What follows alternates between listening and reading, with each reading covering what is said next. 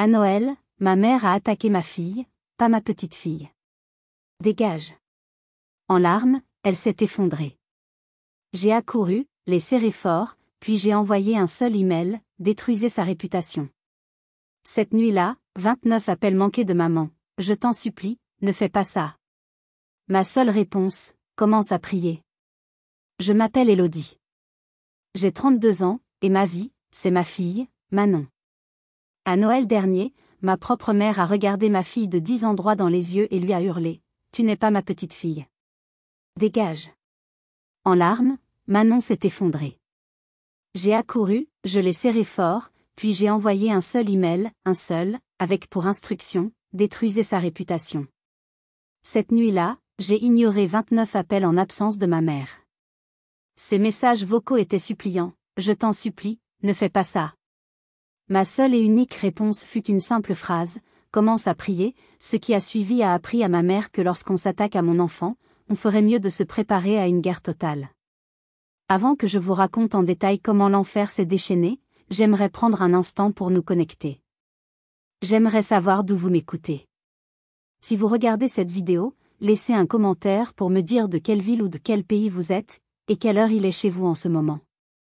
C'est incroyable de penser que nous pouvons partager nos histoires à travers le monde, n'est-ce pas? Nous allons construire ensemble une communauté, car je crois sincèrement que la famille que l'on choisit est souvent bien plus forte que celle dans laquelle on est né. Mon métier, c'est architecte. Chaque jour, je passe des heures à dessiner des plans, à concevoir des fondations solides, à imaginer des murs qui protégeront des familles. Je construis des maisons pour les autres, des lieux de sécurité et de chaleur.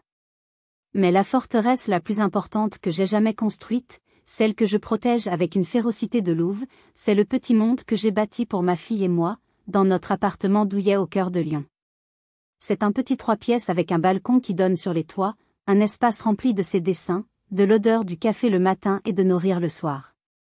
Chaque jour, je bâtis des murs pour mes clients, mais les murs les plus importants sont ceux, invisibles, que j'ai érigés autour de mon enfant pour la protéger du monde extérieur. Et surtout, pour la protéger de ma propre famille. Manon, c'est mon soleil, ma raison de vivre. À 10 ans, elle a la sagesse d'une vieille âme et un rire si pur qu'il pourrait faire fondre la neige. Sa naissance a été le début de ma vraie vie, et aussi le début de la fracture avec mes parents. Je suis tombée enceinte à 22 ans, en pleine école d'architecture. Le père de Manon, un amour de jeunesse, a paniqué. Il a disparu de nos vies avant même sa naissance, signant les papiers d'abandon de ses droits parentaux avec un soulagement à peine voilé. Pour ma mère, Agnès, ce fut le scandale ultime.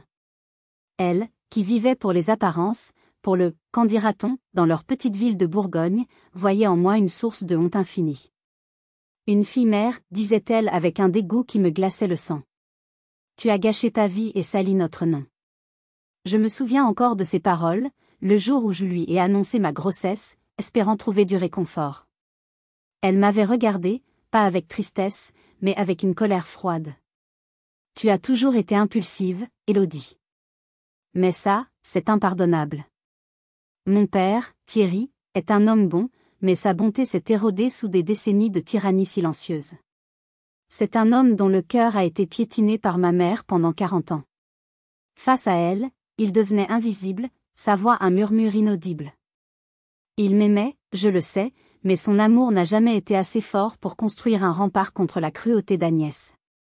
Alors, vous pouvez imaginer ma surprise lorsque, début décembre, mon téléphone a sonné et que le nom de ma mère s'est affiché. Sa voix était mielleuse, anormalement douce. Élodie, ma chérie. Noël approche. Ce serait si bien si vous veniez, toi et la petite. Un vrai Noël en famille, dans la maison de Bourgogne. Un piège. Mon instinct a crié au piège. Toutes les fibres de mon être me hurlaient de refuser. Mais à côté de moi, Manon, qui avait entendu les mots « Noël en famille », avait les yeux qui brillaient de mille feux. Elle n'avait que des bribes de souvenirs de la maison de ses grands-parents, des visites courtes et tendues où chaque geste était scruté, chaque parole pesée. Mais dans son cœur d'enfant, l'espoir d'une grand-mère aimante et d'un grand-père protecteur était plus fort que tout. « S'il te plaît, maman, a-t-elle murmuré, ses petites mains jointes. On pourrait y aller ? S'il te plaît ? Je l'ai regardé, et à cet instant, je me suis détestée. Je me suis détestée de ne pas pouvoir lui offrir cette famille de cartes postales qu'elle voyait dans les films. Ce sentiment de culpabilité, cette arme si puissante que ma mère avait toujours su manier contre moi, a fait son œuvre. J'ai fermé les yeux, j'ai ravalé ma peur et mon ressentiment. D'accord, maman, ai-je dit dans le téléphone. Nous viendrons. Pour toi, ma chérie, ai-je murmuré à Manon après avoir raccroché. Pour toi, maman essaiera encore une fois. J'ai chassé mes mauvais pressentiments, je les ai enfuis au plus profond de moi. J'ai choisi d'ignorer la petite voix qui me hurlait que les loups ne deviennent jamais des agneaux.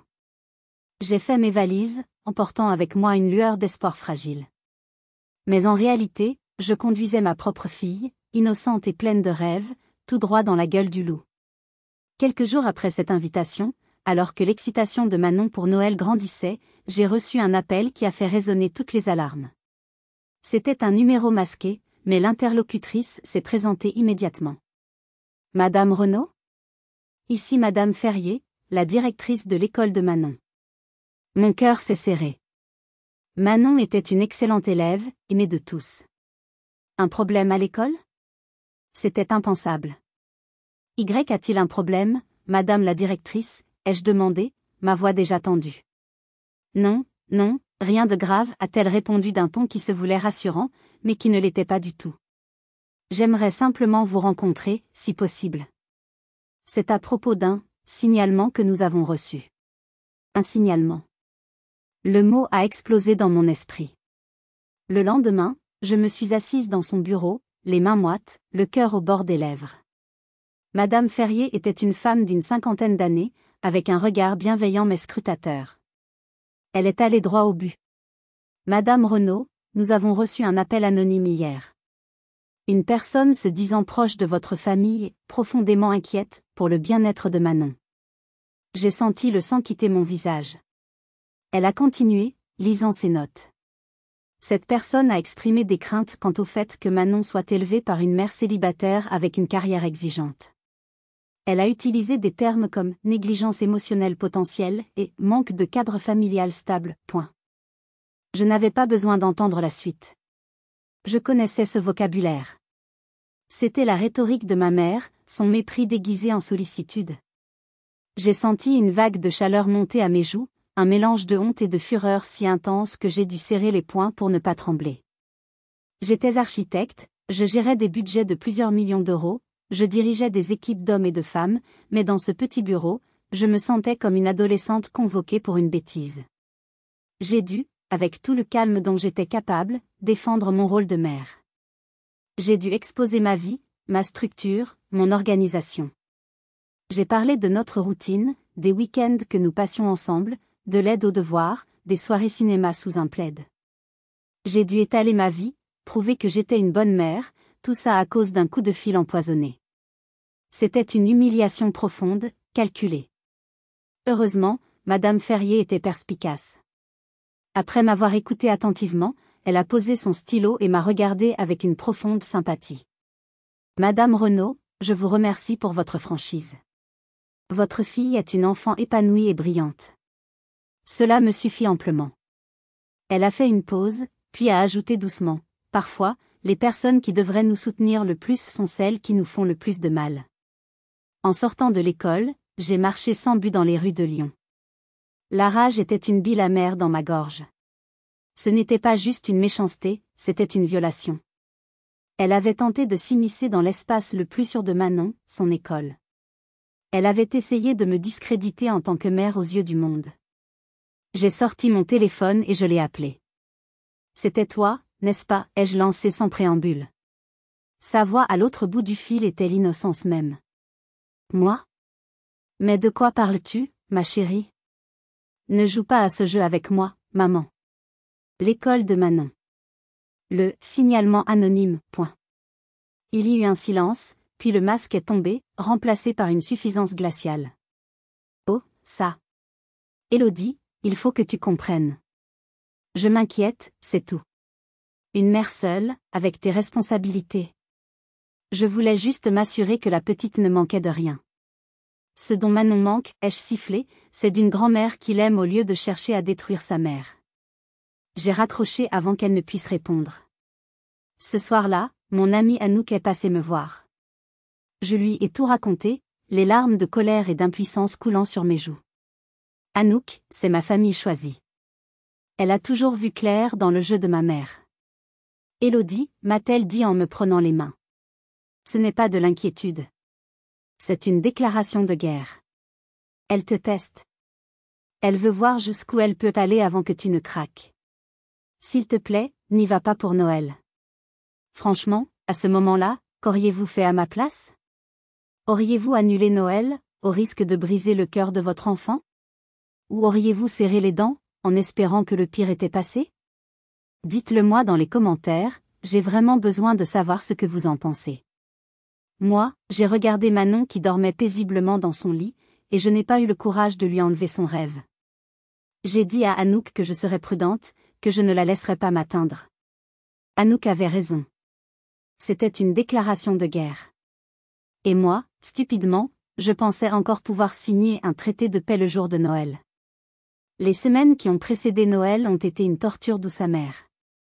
D'un côté, il y avait la joie pure de Manon. Chaque soir, après ses devoirs, elle s'asseyait à la table de la cuisine, la langue entre les dents, et travaillait sur son cadeau pour ma mère. C'était un album photo qu'elle avait acheté avec ses économies.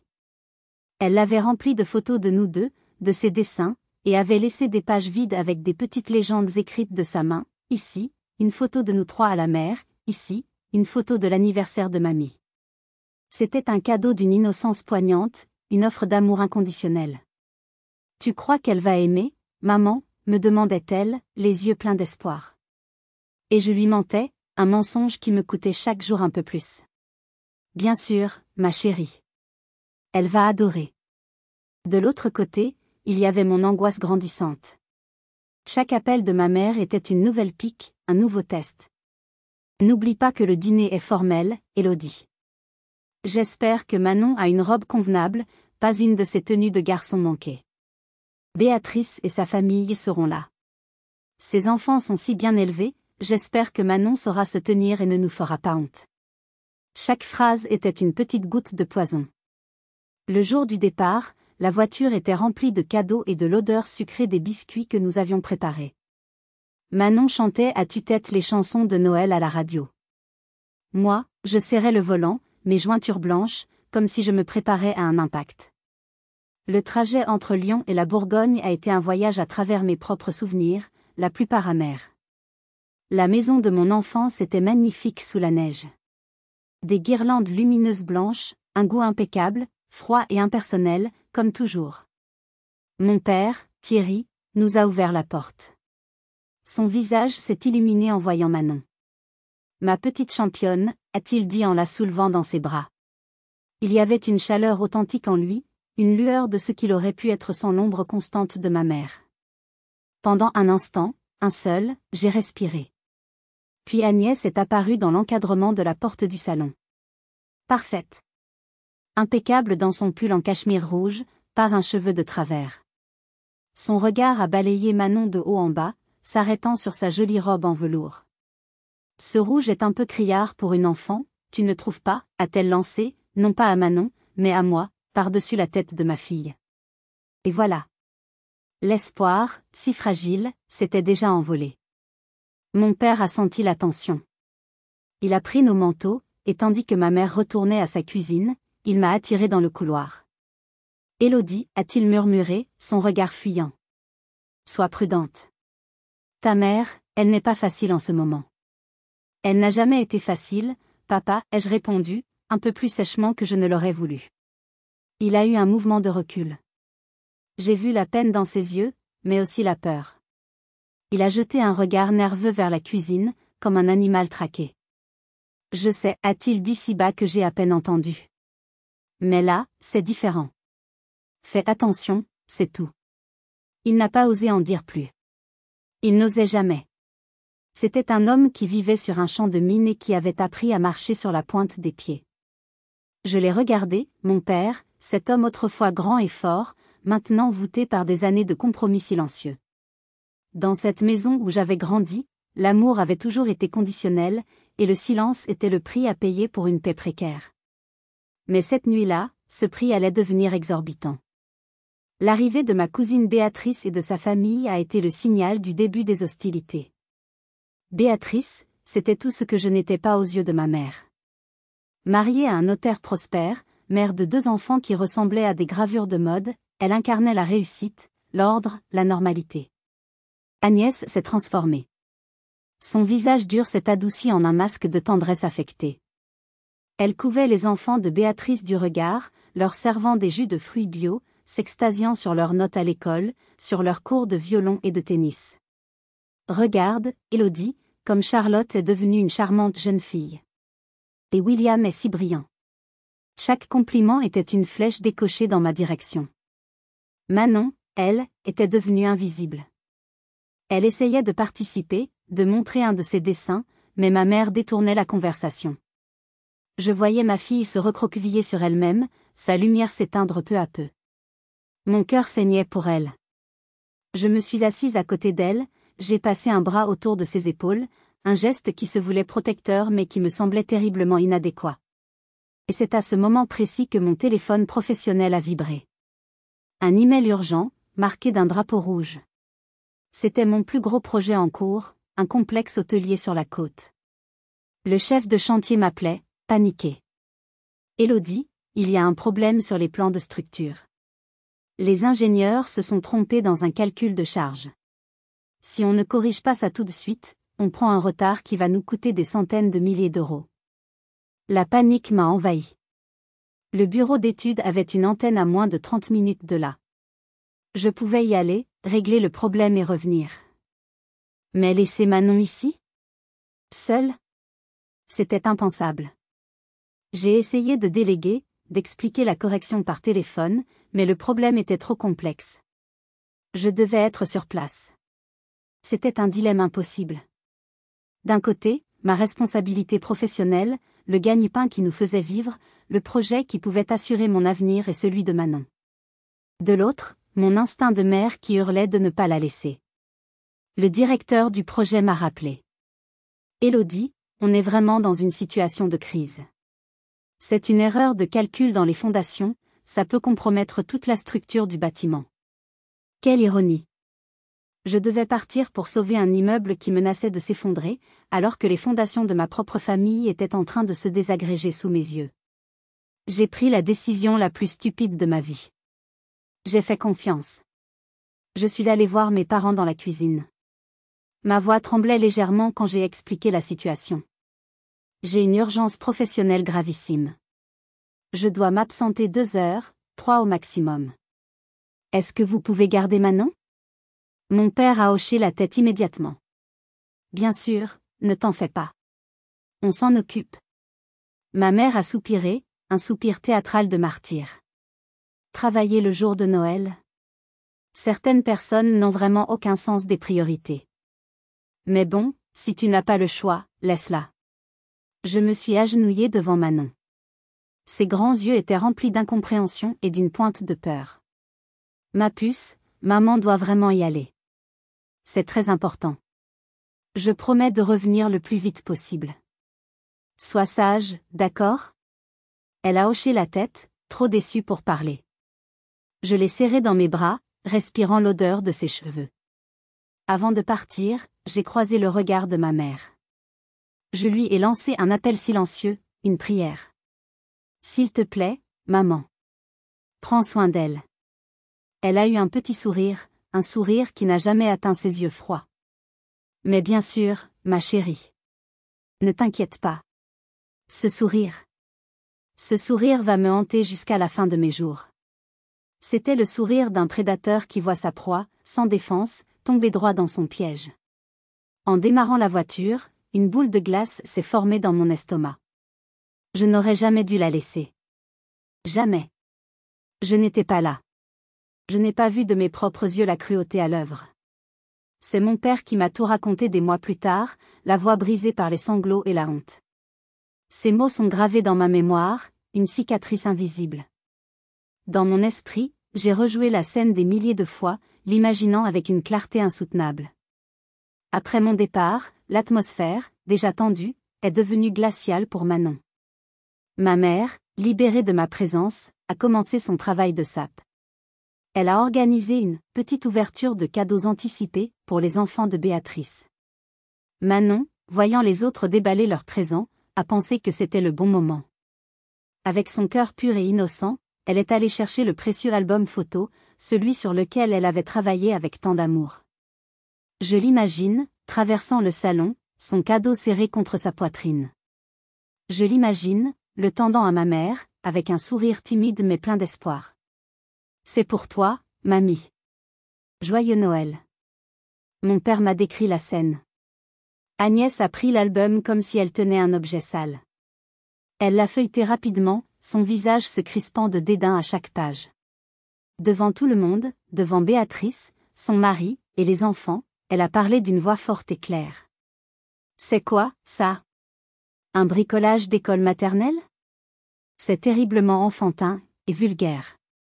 Manon, le visage blême, a murmuré, mais, je l'ai fait pour toi. Pour qu'on mette nos souvenirs. Ma mère a éclaté d'un petit rire sec. Un rire qui a fait taire toutes les conversations. Des souvenirs? Ma pauvre petite. Ce genre de sentimentalité bon marché, ça ne vaut rien. Et puis, elle a fait l'impensable. Lentement, délibérément, elle s'est dirigée vers la grande cheminée en pierre où crépitait un feu joyeux. À côté, il y avait une panière en osier remplie de petits bois d'allumage et de vieux journaux. Elle n'a pas jeté l'album avec colère. Non, c'était pire. Elle l'a déposé délicatement sur le dessus du petit bois, avec le même geste détaché que l'on a pour jeter un mouchoir en papier. La lenteur du geste. La froideur calculée. C'était cela, la véritable cruauté. Pas une explosion de rage, mais un acte de destruction calme et réfléchi. Elle l'a posé là, en sacrifice sur l'autel de sa propre amertume. Mon père a crié. Agnès. Non. Qu'est-ce que tu fais? Elle s'est retournée vers lui, le visage impassible. Je fais de la place, Thierry. Et j'apprends à ta petite fille la différence entre ce qui a de la valeur et ce qui n'en a pas. Ne gâche pas l'ambiance, s'il te plaît. Et il s'est tu.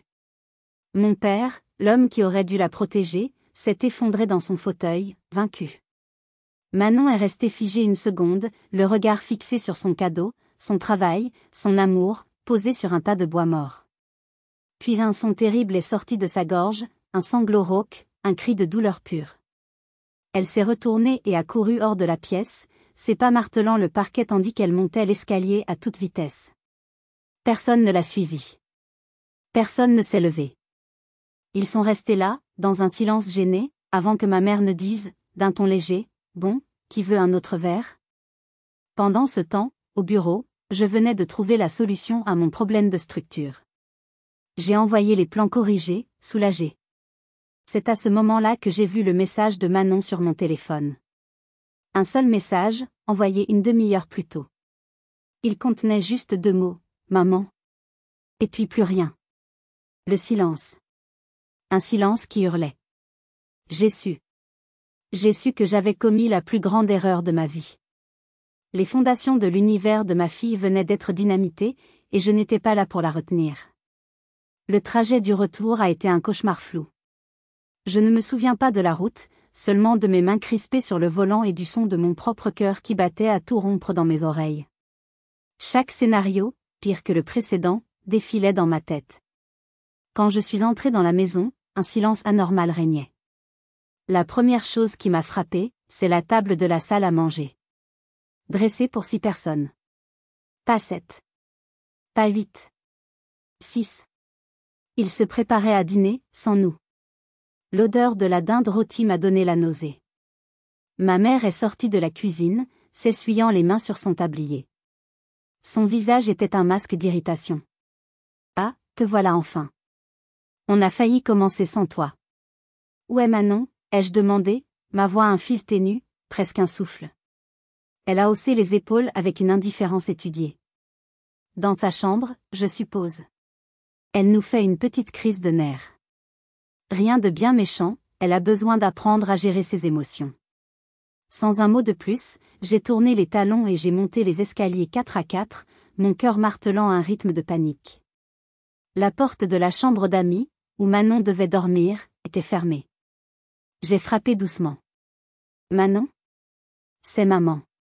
Un petit bruit étouffé m'a répondu, un sanglot qu'elle essayait de ravaler.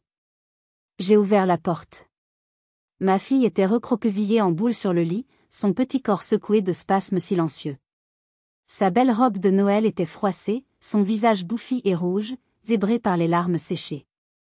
Quand elle m'a vue, son visage s'est contracté et une nouvelle vague de sanglots l'a submergée.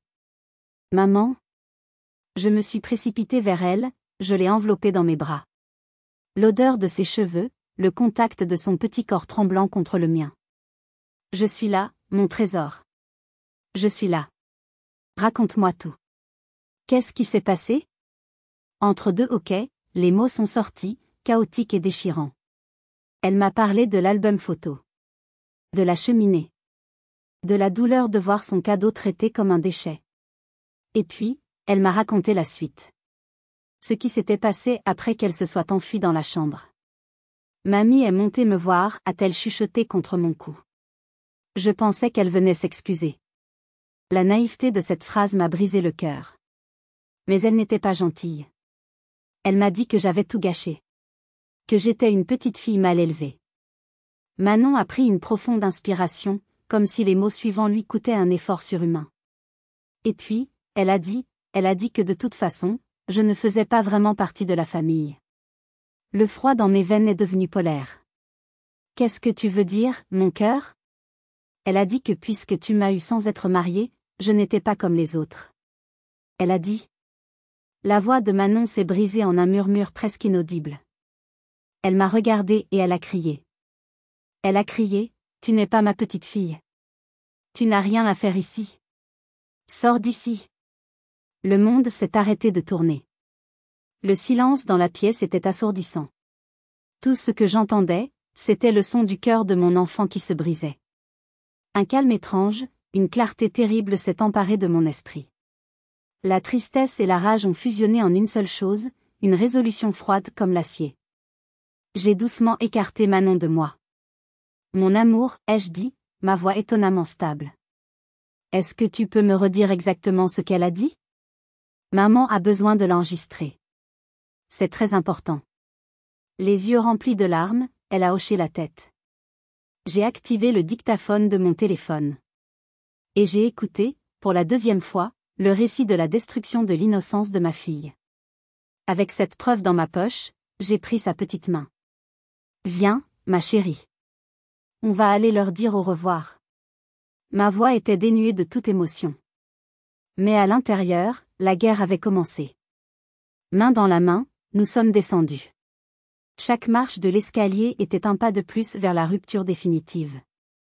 Le bois craquait sous nos pieds, un son lugubre dans le silence soudain de la maison. En bas, ils étaient tous attablés, prêts à commencer leur festin macabre. La conversation s'est arrêtée net quand ils nous ont vus apparaître dans l'encadrement de la porte. 8 pères Dieu se sont tournés vers nous. Le visage de mon père était un masque de culpabilité. Il n'a pas pu soutenir mon regard et a fixé son assiette. Béatrice et son mari semblaient soudain très intéressés par les motifs de la nappe. Seule ma mère a osé me défier du regard, les lèvres pincées par l'agacement. Élodie, vraiment. Ce n'est pas le moment de faire une scène. Manon devait rester dans sa chambre jusqu'à ce qu'elle se calme. Une scène, ai-je répété, ma voix résonnant étrangement dans le silence. Vous appelez ça une scène ? J'ai avancé d'un pas, Manon toujours agrippée à ma main. C'était son encre, et elle était la mienne. Que as-tu dit à ma fille, maman ? Je lui ai dit la vérité, a-t-elle craché, arrogante. Quelque chose que tu aurais dû faire depuis longtemps. Il faut bien qu'elle apprenne que les actions ont des conséquences. La vérité ? Mon rire est sorti, sec et sans joie. La vérité, c'est que tu as détruit le cadeau qu'elle a passé des semaines à faire avec son cœur ? La vérité, c'est que tu l'as traitée comme une paria et que tu as hurlé à une enfant de 10 ans de « dégager de ta maison » ? C'est ça, ta vérité ? Elle est trop sensible. Et tu es trop protectrice. C'est le problème avec ton éducation laxiste. J'ai secoué la tête, non pas de colère, mais d'une sorte de pitié écœurée. Non. Le problème, ce n'est pas mon éducation. Le problème, c'est ton absence de cœur. J'ai hésité une fraction de seconde. Une partie de moi voulait encore fuir, éviter l'explosion. Puis j'ai senti la main de Manon trembler dans la mienne, et ma résolution est devenue de l'acier. J'ai sorti mon téléphone. J'ai appuyé sur « Play ». La petite voix tremblante de Manon a rempli la salle à manger. Chaque mot, chaque sanglot, chaque hésitation. Le récit de l'album jeté. Le récit des paroles cruelles. Et puis, la phrase finale, claire et dévastatrice, répétée par la voix de ma fille, elle a crié « Tu n'es pas ma petite fille. Sors d'ici !» Le silence qui a suivi était total. Absolu. On aurait pu entendre une épingle tomber. Le visage suffisant d'Agnès s'est décomposé. La couleur a quitté ses joues, la laissant avec un teint cireux. Pour la première fois de ma vie, je l'ai vue, effrayée. Mon père a laissé échapper un gémissement et a caché son visage dans ses mains. Béatrice m'a regardé, les yeux écarquillés, et a murmuré « Je ne savais pas que c'était à ce point. » Vous ne saviez pas, ai-je rétorqué, mon regard balayant la table. Vous étiez tous là. Vous avez tous entendu. Et personne, pas un seul d'entre vous, n'a levé le petit doigt pour défendre une enfant. Élodie, s'il te plaît. A commencé mon père, la voix étouffée. Non, papa. C'est fini. Ta lâcheté aujourd'hui, je ne te la pardonnerai jamais. Ton silence a été une trahison aussi grande que ces paroles. Je me suis retournée vers ma mère. Quant à toi, tu n'es plus rien pour moi. Et tu ne t'approcheras plus jamais de ma fille. La peur sur son visage a été remplacée par une fureur froide. Elle s'est levée d'un bond, faisant trembler la table. Comment oses-tu? Dans ma propre maison. Si tu franchis cette porte, Élodie, ne pense même pas à revenir un jour. C'est compris? J'ai eu un sourire triste. Oh, maman. Tu ne comprends toujours pas. Ce n'est pas une menace pour moi. C'est une promesse. La promesse d'une vie libérée de ton poison. J'ai pris le manteau de Manon, je lui ai mis le sien. Sans un regard en arrière, nous nous sommes dirigés vers la porte d'entrée. Derrière nous, le silence était total. La fête était terminée. En fermant la porte, j'ai entendu le premier sanglot de mon père. Mais il était trop tard. Beaucoup trop tard. La porte s'est refermée sur 40 ans de silence et de souffrance. Dehors, l'air froid de la nuit n'a jamais semblé si pur. Ce n'était pas une fin. C'était le début de sa chute. Et j'allais m'assurer qu'elle soit vertigineuse. Si vous êtes arrivé jusqu'ici, laissez un commentaire pour nous dire ce que vous auriez fait à la place d'OP. Vous pouvez aussi écrire simplement le chiffre 1 pour montrer que vous suivez encore. Et dites-nous, vous regardez cette histoire depuis quelle région ou quel pays? Je n'ai pas pleuré en partant. Pas une seule larme. Mon chagrin était trop profond, ma rage trop froide pour se dissoudre dans l'eau. J'ai conduit dans la nuit, Manon endormie sur le siège passager, son visage encore marqué par les larmes, même dans son sommeil. Ma destination n'était pas Lyon. Pas tout de suite. J'ai conduit jusqu'à la maison d'Anouk, à 1 heure de là. C'était mon seul port d'attache, mon seul sanctuaire. Elle nous a ouvert à 2 heures du matin, sans poser de questions. Elle a juste regardé mon visage, puis celui de Manon endormie, et nous a fait entrer. Elle a porté Manon jusqu'à la chambre d'amis, l'a bordée comme si c'était sa propre fille. Puis elle est revenue vers moi dans la cuisine, m'a servi un thé chaud et a attendu. Je lui ai tout raconté. Chaque mot, chaque regard, chaque silence. Quand j'ai eu fini, elle n'a pas dit « je te l'avais bien dit ». Elle a simplement dit, d'une voix dure, « cette femme est un monstre. Il faut que tu la fasses payer, Élodie. Pas pour toi. Pour Manon. » Je sais, ai-je répondu. Et je le savais. La vengeance n'était pas une option, c'était une nécessité. Une question de justice pour ma fille.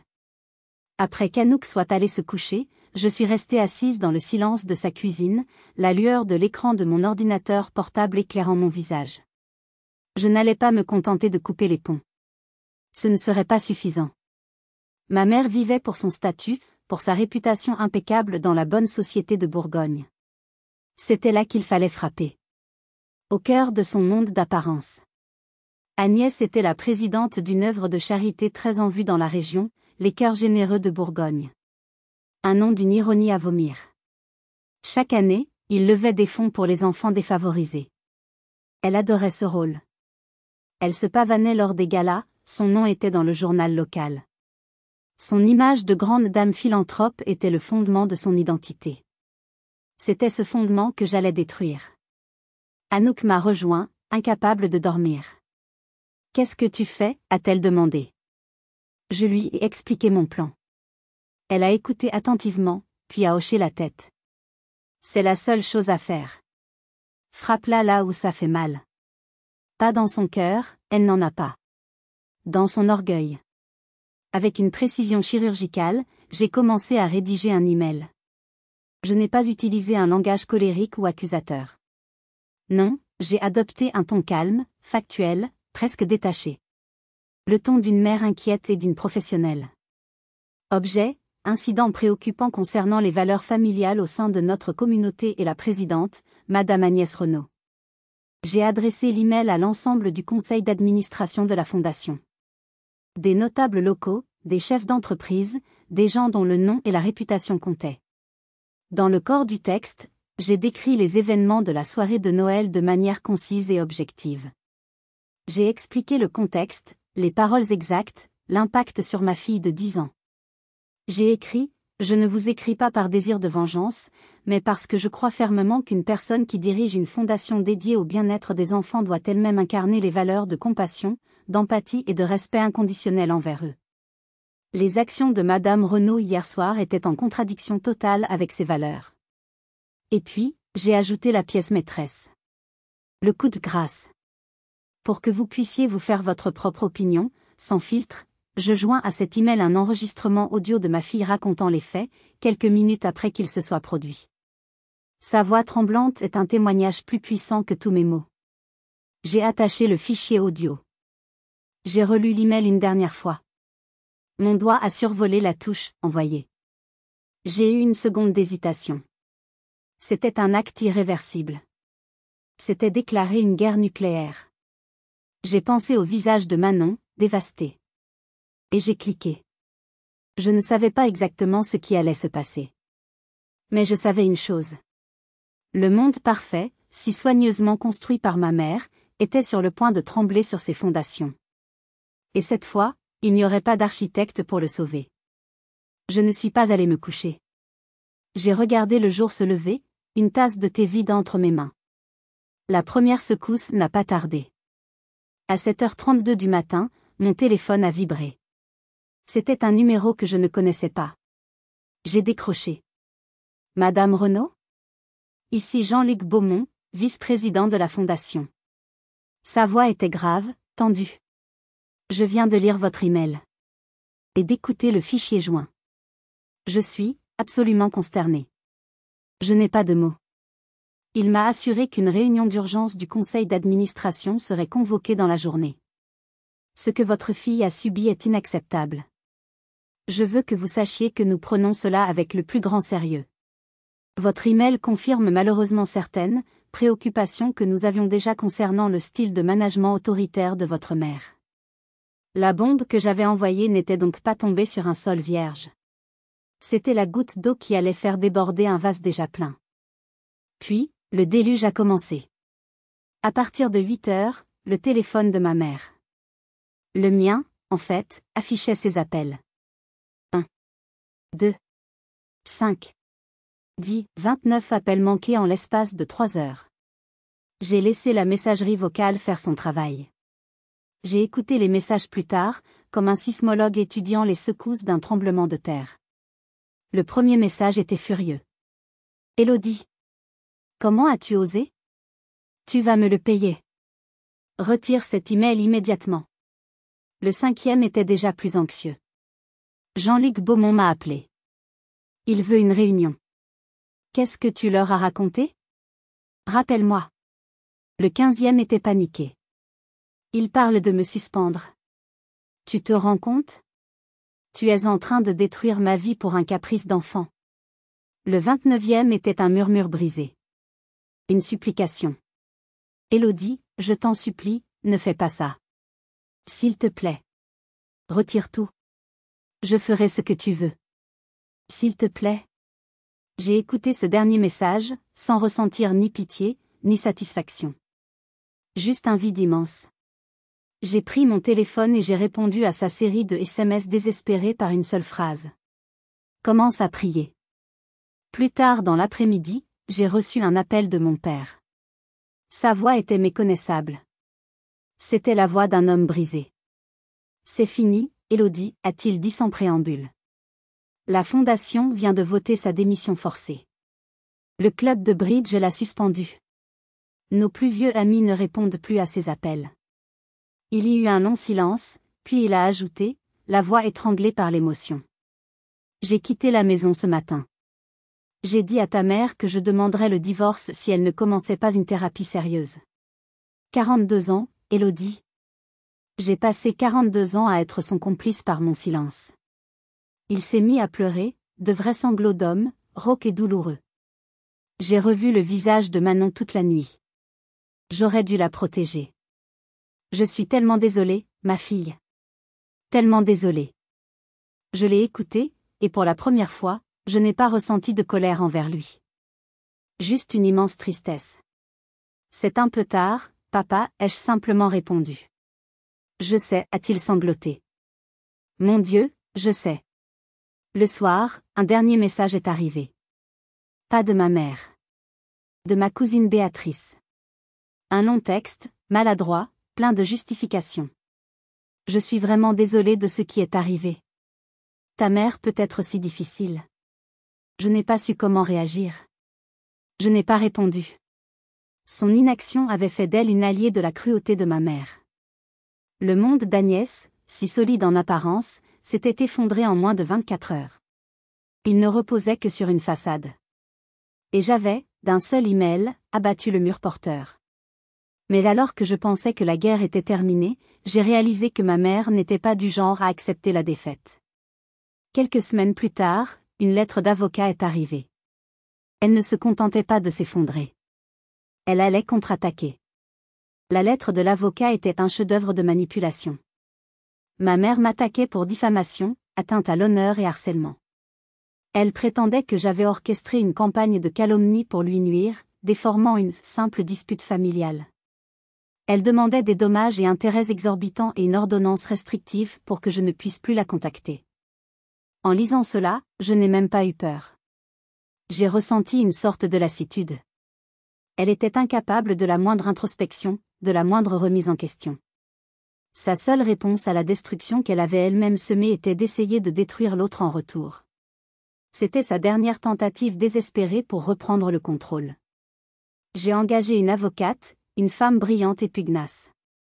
Quand je lui ai tout raconté et fait écouter l'enregistrement, elle a eu un sourire féroce. « Ne vous inquiétez pas, m'a-t-elle dit.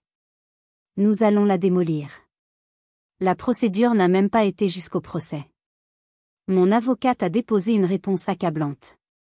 La pièce maîtresse était une déclaration sous serment de mon propre père. Il y décrivait non seulement la scène de Noël en détail, mais aussi 40 ans d'abus émotionnels, de manipulation et de contrôle. Sa déclaration était un acte de rédemption tardif mais puissant. Confrontée à cela, et à la menace que l'enregistrement de Manon soit rendu public au tribunal, ma mère a retiré sa plainte. Ce fut sa défaite finale et silencieuse. 6 mois ont passé. La vie a repris son cours, mais rien n'était plus comme avant. C'était mieux. Manon allait voir une psychologue formidable qui l'aidait à mettre des mots sur sa douleur. Elle redevenait la petite fille joyeuse que je connaissais, mais avec une nouvelle maturité dans le regard.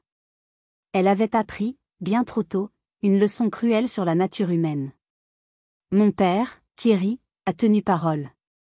Il n'a pas divorcé, mais il a posé ses conditions. Ma mère a commencé une thérapie, contrainte et forcée. Leur relation est devenue autre chose. Un arrangement. Mais mon père, lui, avait changé. Il venait à Lyon un week-end sur 2. Il n'essayait pas d'acheter le pardon de Manon avec des cadeaux. Il lui offrait son temps. Il l'emmenait à la pêche, comme il ne l'avait jamais fait avec moi. Il l'écoutait. Il lui demandait pardon, encore et encore. Lentement, prudemment, il reconstruisait un pont fragile vers sa petite fille. Et vers moi. Un jour, alors qu'il était là, Manon lui a demandé, « Papy, pourquoi tu n'as rien dit quand mamie a été méchante ?» J'ai retenu mon souffle. Mon père a regardé Manon droit dans les yeux, et pour la première fois, je n'ai pas vu de la peur ou de la honte, mais une immense tristesse. « Parce que j'ai été un lâche, ma chérie, a-t-il dit. J'ai eu peur d'elle pendant toute ma vie. Mais te voir pleurer ce jour-là, ça m'a fait plus mal que n'importe laquelle de ses colères. Et j'ai décidé que je n'aurais plus jamais peur. » Cette honnêteté a été le début de notre propre guérison. Quant à Agnès, elle vit désormais dans sa grande maison silencieuse. Elle a perdu son statut, ses amis, le respect de son mari. Elle m'a envoyé des lettres, des excuses écrites avec l'aide de son thérapeute, j'en suis sûre. Les mots étaient justes, mais ils étaient vides. Des coquilles sans âme. Je ne lui ai jamais répondu. Un soir d'été, sur notre balcon à Lyon, Manon et moi regardions les étoiles. Elle s'est blottie contre moi. « Maman, tu crois que mamie changera un jour ?» J'ai réfléchi un long moment avant de répondre. Je lui devais la vérité, pas des contes de fées. Et la vérité était la leçon la plus importante que cette épreuve nous avait apprise. J'ai serré ma fille un peu plus fort contre moi, l'odeur de ses cheveux me remplissant d'un amour si puissant qu'il en était presque douloureux. Certaines personnes ne peuvent pas changer, mon trésor, ai-je dit doucement. Leurs blessures sont trop anciennes, trop profondes. Et ce n'est pas notre travail de les guérir. Notre travail, c'est de nous protéger. De construire nos propres murs, solides et hauts, pour que leur tristesse ne devienne pas la nôtre. Je l'ai senti hocher la tête contre mon épaule. La famille, ai-je continué, ce n'est pas seulement une question de sang. Regarde-nous. Nous avons Papy, qui apprend à être courageux. Nous avons Tati Anouk, qui serait prête à combattre un dragon pour nous. Nous avons nos amis. Ça, c'est notre vraie famille. Les gens qui choisissent de t'aimer, qui te protègent et qui te célèbrent pour qui tu es. En regardant son visage apaisé, illuminé par les lumières de la ville, j'ai su que nous avions gagné. Pas contre ma mère. Mais pour nous-mêmes. Nous avions survécu à la tempête et nous avions reconstruit sur des fondations plus saines, plus vraies. Nous avions créé notre propre définition de la famille. Cette histoire, notre histoire, a été difficile, mais elle nous a libérés. Libérés des attentes toxiques, de l'amour conditionnel. Libérés pour être simplement nous. Est-ce que mon histoire a résonné en vous? Si elle vous a touché, n'oubliez pas de cliquer sur « J'aime » et de vous abonner pour plus d'histoires sur la façon de trouver la force dans les moments les plus difficiles de la vie. Et maintenant, c'est à votre tour. Avez-vous déjà dû prendre la décision déchirante de mettre de la distance avec un membre de votre famille pour protéger quelqu'un que vous aimez, ou pour vous protéger vous-même? Je sais que ce chemin est solitaire et douloureux. Partagez vos pensées dans les commentaires ci-dessous. Votre expérience pourrait être la lumière dont quelqu'un d'autre, qui se bat dans l'ombre, a désespérément besoin en ce moment. Merci de faire partie de notre communauté. Une communauté de survivants, de guerriers et de bâtisseurs qui comprennent que la famille la plus forte n'est pas toujours celle du sang, mais celle du cœur.